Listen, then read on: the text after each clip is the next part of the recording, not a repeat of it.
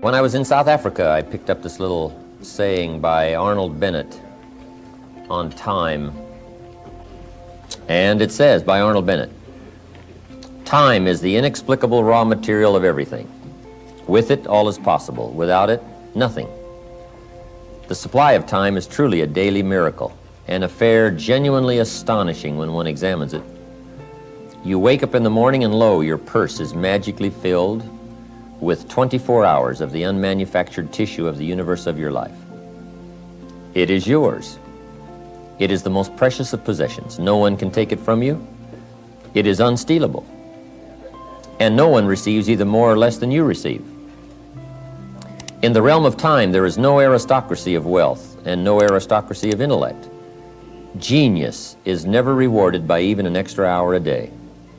And there is no punishment. Waste your infinitely previous commodity as much as you will, and the supply will never be withheld from you. Moreover, you cannot draw on the future.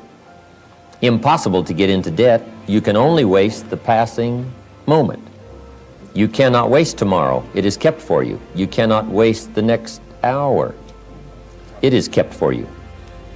I have said the affair was a genuine miracle. Is it not? You have to live on this 24 hours of daily time. Out of it, you have to spend health, pleasure, money, content, respect, and the evolution of your immortal soul. Its right use, its most effective use, is a matter of the highest urgency and of the most thrilling actuality. All depends on that. Your happiness, the elusive prize that you are all clutching for, my friends, depends on that. If one cannot arrange that an income of 24 hours shall exactly cover all proper items of expenditure, one does muddle one's whole life indefinitely. We shall never have any more time. We have, and we have always had, all the time there is. Arnold Bennett. Well said. This guy wasn't doing well, and he wanted to have some advice for me, and I knew he had a television set, and I knew he watched a lot of television. I said, "How much did that television set cost you?" He said, "About $400. I said, "No, you're mistaken." He said, "No, this television set cost me $400. I said, "Well, that's to buy it. To watch it, I'm sure it's costing you about $40,000 a year to watch it." Stop watching in prime time. Stop watching in prime time. Start living in prime time. Prime time is 7 to 11 p.m. Eastern Standard Time, when all of America is watching other people making money, having fun in their professions. So if you want to watch other people making money, having fun in their professions, which gets their ratings up so they make more money, go ahead and do things that are tension relieving instead of goal achieving. But if you want to live that kind of life in prime time, right in prime time, intimacy in prime time, talking with your children in prime time, going to ethnic restaurants in prime time, living and doing in prime time instead of unhooking and tension relieving. Every book I've written has been written, all 17 books have been written in 7 to 11 p.m. weekly and on Saturday. Why? Because I'm earning money the rest of the time, and I don't have time to write a book except in prime time. So stop watching, use the television set as an appliance. It has doors on it. Close the doors and use it like an iron. When you need to iron your clothes, bring out the TV set. My biggest tip would probably be an area that I struggle in a lot. 15 years ago, I heard someone say that never handle the items in your inbox more than one time. And so I adopted that for email. And I get over 300 emails every day, even though I've got all kinds of filters, some of them going to other people, etc. My biggest challenge is to touch that email only one time. Return the email and delete it.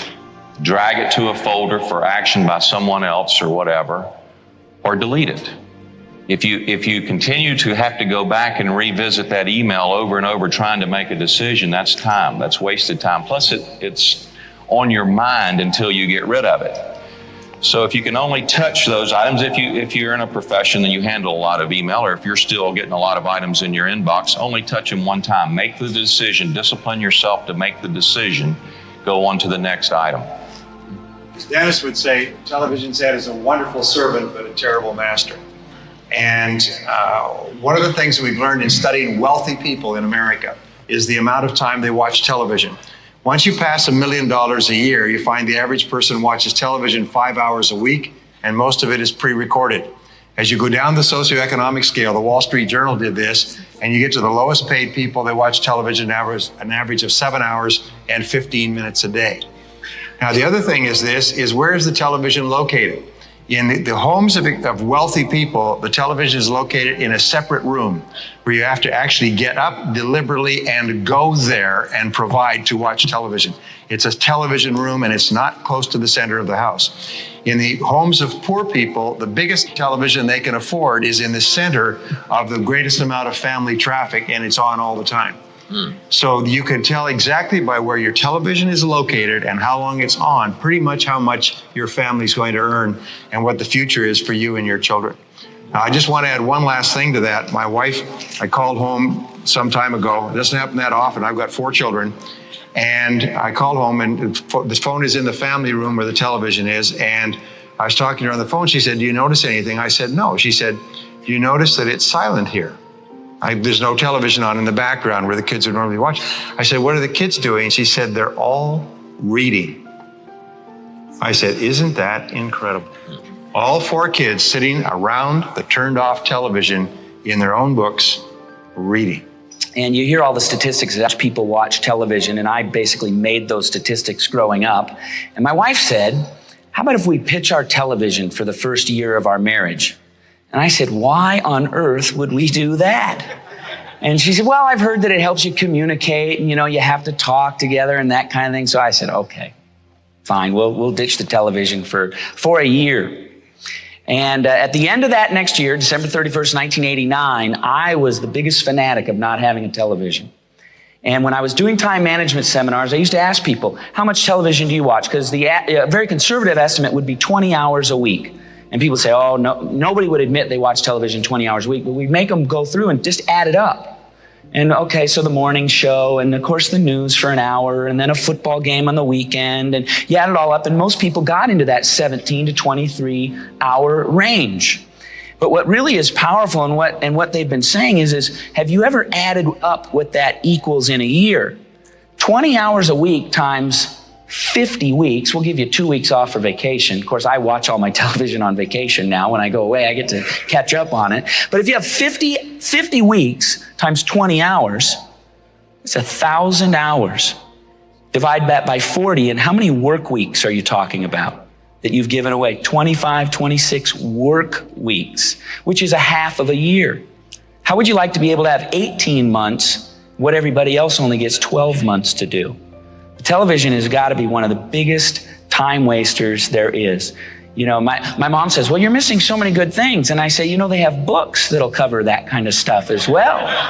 And that's kind of my soapbox. I like to tell people to pitch their television. It's so important, so true. And you'll actually talk to your wife a lot more as well. And your kids, and they learn to read, and it's good stuff. Make appointments with yourself. I make appointments with myself. When I've got to do certain things, I go into my planner and I put those times in so that I will take those times the same way if I were going to meet with Charlie or with Vic, I'm going to meet with Donna to get something done. So I make appointments with myself. I do regular time studies. I know that all of us in this room are people who make lists. Well, after I make my list, I sit down and decide how long each one of those tasks is really going to take. Because inevitably, in an 8, 10, 12-hour day, I'll have 18 hours worth of stuff on my list. So something's got to get moved or be abridged or something so that it can really work out. Fit some kind of workout into each day. It can be lifting, it can be walking, it can be running, it can be a class, and people usually say, "Well, Donna, that takes more time." No. When you have a specific time each day that you work out, what happens is you become a disciplined person. And when you are a disciplined person, you guard time a little bit more, you keep your appointments a little bit more regularly, and you actually find you have more time, not less time, because you've learned how to allot time. My experience is with people that we're probably running at about 51% of our capacity. You can think about this yourselves. I often ask undergraduates how many hours a day you waste or how many hours a week you waste. And the classic answer is something like 4 to 6 hours a day. You know, inefficient studying, watching things on YouTube that not only do you not want to watch, that you don't even care about, that make you feel horrible about watching after you're done. That's probably 4 hours right there. You know, you think, well, that's 25 hours a week. It's 100 hours a month. That's 2.5 full work weeks. It's half a year of work weeks per year. And if your time is worth $20 an hour, which is a radical underestimate, it's probably more like 50 if you think about it in terms of deferred wages. If you're wasting 20 hours a week, you're wasting $50,000 a year. And you are doing that right now. And it's because you're young, wasting $50,000 a year is a way bigger catastrophe than it would be for me to waste it, because I'm not going to last nearly as long. And so if your life isn't everything it could be, you could ask yourself, well, what would happen if you just stopped wasting the opportunities that are in front of you? You'd be who knows how much more efficient?